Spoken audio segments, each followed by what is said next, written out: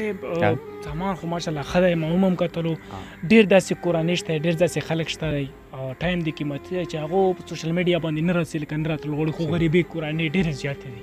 نو هغه کورونه والا خلک څه وکړي هغه لاره هم هغه خلکو ته وښیه. موږ ته خو دغه دې ډېره باي چانس کې مولا وشوله واسې مو لیدله آف کیمره موږ دغه کیس راواغوستلو الحمدلله خلکو پې لابې کړو.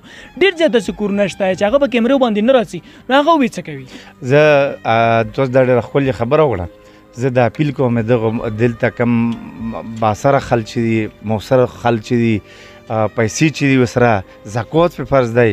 بل یو داسې مالداره خلک دي په الیکشنو کې کروڑونه روپۍ اربونه روپۍ خرچ کوي. نو خداداره که په دغو خلکو باندې تو خرچ کړی الله به تو په ملک هم برکت وچی الله به تو په د رهنمایي چې کومه خلکو کوي مشرونه کوي په دا کې هم الله خیر و برکت وچی.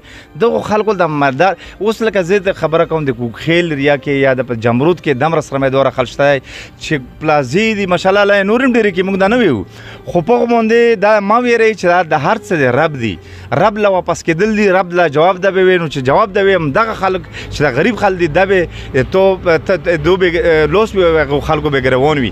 دغو سرمایهدارو خلکو ته هم دا اپیل دی چې دغو خلکو سره مرسته وکړي په دا باندې ګرځي کې هېڅ کمای پې نسي اربونه روپۍ خلک په الیکشن او په نور هغه باندې خرچ کوي په دا باندې زرغون شاه صاحب اخري تپوس نه کوم بیا هغې نه بعد عذاب بس موږ به صوب هم دغه راشن به ما دې ته حواله کوو. داسې کورونه پاتې شول دلته زکات کمیټې شته زکات فند راسي ډېر کافي فند راسي. څو وایي چې کله ورسره موږ پروګرام کوو چې دومره کروڑه روپۍ زکات راغلو دومره اربه روپۍ خیبر پښتونخوا ته زکات راغلی دغه دې ته زکات نه میلاو. داسې ډېرې کورنۍ شته په کور کلي کې تا ته وې پته وي چې دلته ویم ډېرو حقدارو ته زکات نه میلو. د زکات کمیټې حوالې سره شوی د زکات ډسټریبیوشن حوالې سره شوی چې داسې خلکو ته زکات نه رسي نو د زکات به چېرته تقسیم. اصل کې تاسو یوه خبره وکړه د فوټو سیشن دغه ویډیو زموږ خلاف هم یو دغه شی نو دا ورکول او دا بیا تصویر ته وباسل خو چونکې موږ یو ارګنایزیشن دی فاونډیشن دا ضرورت می ډونر چې وي هغه مطالبه وي هغو ځنې ډیمانډ وي که نه.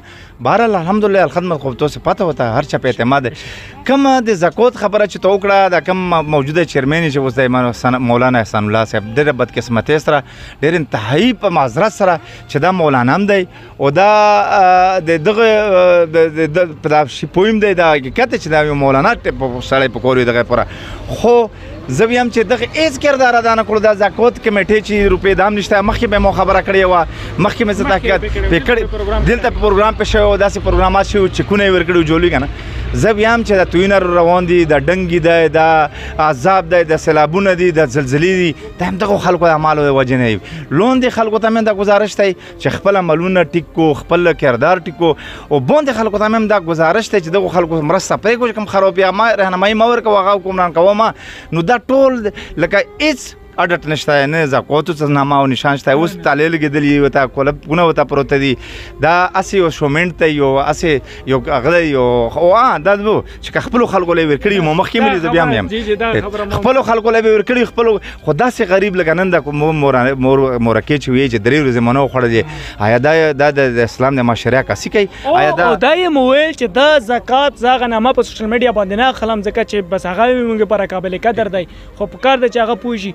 دا یې مو وایي چې دغه زکات دفتر کې ما یو ورور و یو بچی مې و یې رانه ګوتې مه لګولې دستخطونه یې هم رانه واخیستل یقین دهاني یې هم راکړله ما ته یوه روپۍ نه میلاو. بهرحال زرغون شاه صاحب ډېره زیاته مننه کوم ملګرو. زرغون شاه صاحب راسره خبرې وکړلې په دغه دې حوالې سره هم خپل موقف شیر کړلو. زه به همدغه خبره وکړم چې شکر دی چې داسې خلک شته چې غریبو همدرد دی او غریبو همدرد دي د غریبو هم خیال دي او د غریبو سوچ لري. که نن سبا په دغه معاشره کې چېرته دغه معاشره او بیا داسې خلک